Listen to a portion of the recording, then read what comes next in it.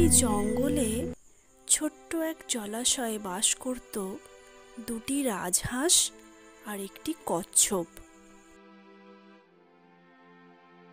সেই জলাশয়ে তারা একসঙ্গে দীর্ঘদিন থাকতে থাকতে তাদের মধ্যে একটা খুব সুন্দর বন্ধুত্ব গড়ে উঠেছিল। তারা একসঙ্গে খেলা করত, ঘুরে বেড়াতো এবং গল্পগুজবও করত। এই জলাশয়টা আমাদের কাছে খুবই প্রিয়, তাই না বন্ধু? হ্যাঁ, একদম ঠিক বলেছ। এই জলাশয়ে আমরা মনের মতো খাবারও খুঁজে পাই আর একসঙ্গে স্বাচ্ছন্দ্যে ঘুরেও বেড়াতে পারি। হ্যাঁ, আর আমরা যেন সব সময় এরকম থাকতে পারি, কখনো যেন আলাদা না হই। হ্যাঁ, তুমি একদম ঠিক বলেছ।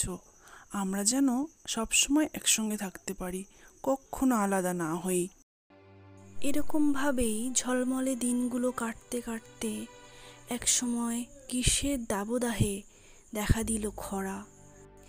জঙ্গলের সমস্ত নদীনালার জল শুকিয়ে যেতে আরম্ভ করলো, আর পশু পাখিরা জলের সন্ধানে যে যার অন্যান্য জায়গায় চলে যেতে আরম্ভ করলো। আর এদিকেও সমস্যা দেখা দিল। হাঁসেরা ঠিক করলো যে তারাও অন্য জায়গায়, অন্য জলাশয়ে চলে যাবে। তাই তারা কথাটা কচ্ছপকে জানানোর জন্য তার কাছে এলো আর বলল, কচ্ছপ বন্ধু, এই জঙ্গলের সমস্ত জলাশয়ের জল শুকিয়ে যাচ্ছে, সবাই অন্য জায়গায় চলে যাচ্ছে। আর আমরাও ঠিক করেছি যে আমরাও অন্য জলাশয়ে চলে যাব।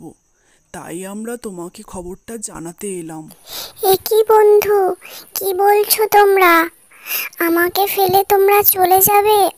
কিন্তু বন্ধু, তোমাদের ছেড়ে আমি একা একা থাকবো কেমন করে এখানে? আমাকেও তোমাদের সঙ্গে নিয়ে চলো। তোমাকে? হ্যাঁ, কিন্তু তোমাকে নিয়ে যাব কেমন করে? তুমি তো আমাদের মতো উড়তে পারো না। হ্যাঁ, জানি আমি উঠতে পারি না, কিন্তু কিছু তো একটা উপায় বার করতে হবে যাতে আমি তোমাদের সঙ্গে যেতে পারি। কিন্তু কিভাবে? আমার মাথায় একটা বুদ্ধি এসেছে।